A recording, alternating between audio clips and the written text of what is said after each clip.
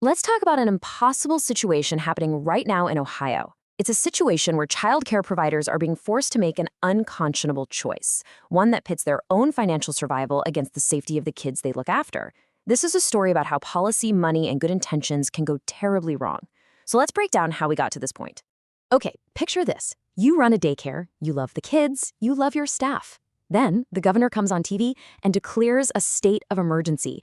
A huge winter storm is barreling your way. The roads are a mess, schools are closing. What do?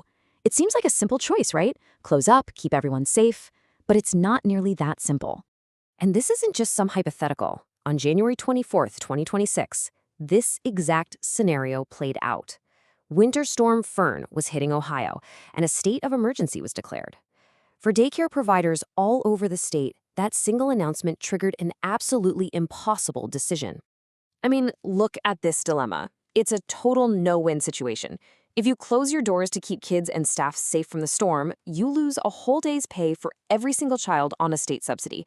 But if you stay open just to get that funding and make payroll, you're knowingly putting children and employees in harm's way during a declared emergency. So you have to ask, right? Why on earth would any system put a childcare provider in that position? Well, the answer gets right down to the nitty-gritty of how these centers get paid by the state. The whole problem stems from this policy, attendance-based funding. And it's exactly what it sounds like. The state only pays a provider for a subsidized child if that child physically walks through the door that day. So if a snowstorm or a flu bug or just a doctor's appointment keeps a kid at home, poof, the center gets $0 for them. But guess what doesn't disappear? The rent, the light bill, and the teachers' salaries. Those costs are fixed. And for the best centers, the ones with low teacher-to-child ratios, the margins are already paper thin. Every absence is a direct hit to their bottom line. Now, there's a much more logical way to do this, and it's called enrollment-based funding. It's how private paying parents do it. You pay to hold your child's spot, whether they're there every single day or not. This gives providers a stable, predictable income so they can actually budget. And here's the kicker. This more stable system was actually promised to Ohio's providers, but that promise was broken. Yeah, that broken promise, it wasn't a one-off thing. It was just one piece of a much larger financial squeeze.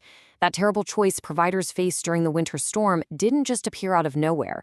It was the result of a whole series of policy changes that left them incredibly vulnerable. Just look at how quickly this happened. First, in July 2024, the state cut the quality bonuses for the best top-rated centers.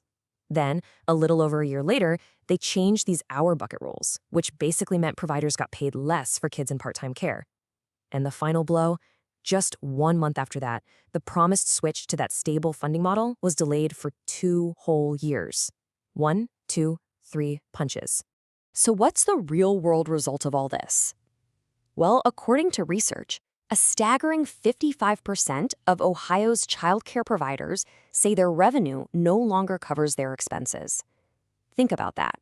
More than half of them are operating in the red every single month. And the financial hit was fast and brutal. Just those hour bucket changes alone cost some providers up to $40,000 in only 2 months. For a small business, that's not a setback. That's a potential death blow. And when you can't pay your bills, the inevitable happens. Since 2020, 382 daycare centers in Ohio have had to shut their doors for good. That's 382 communities with fewer options for working families. You know, beyond the balance sheets, this system is causing these hidden harms. It has devastating consequences for the most vulnerable kids and puts the providers themselves in serious legal jeopardy. Think about who this attendance-based model really hurts. It punishes kids with disabilities who have frequent doctor's appointments. It punishes families who do the right thing and keep a sick kid home. It punishes parents who might have an unreliable car. Every one of those unavoidable absences becomes a financial problem for the provider, who then has to pressure families to bring their kids in, even when they shouldn't, just to keep the lights on. And this is where things get truly terrifying. Let's go back to that blizzard. Imagine a provider stays open and a child or a staff member gets hurt trying to get there. A lawyer could easily argue that the center wasn't open to serve families, but to secure state funding. As the source material puts it, that could become a textbook negligence case.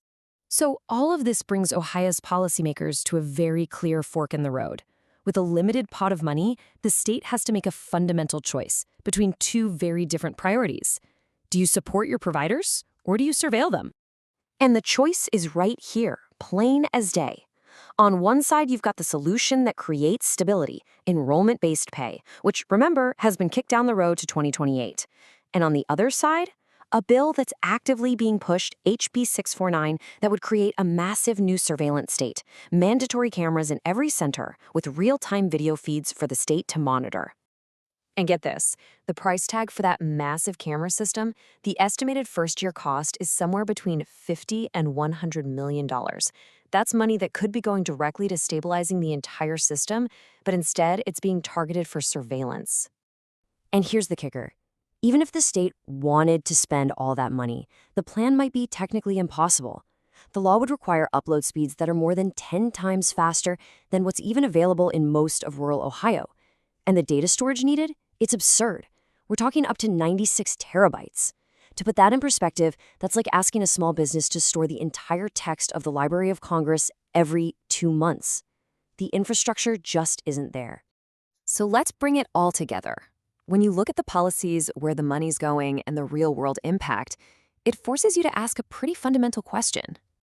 When a system is designed in a way that literally forces a provider to choose between a child's safety and their own survival, it's not really the provider making a choice anymore.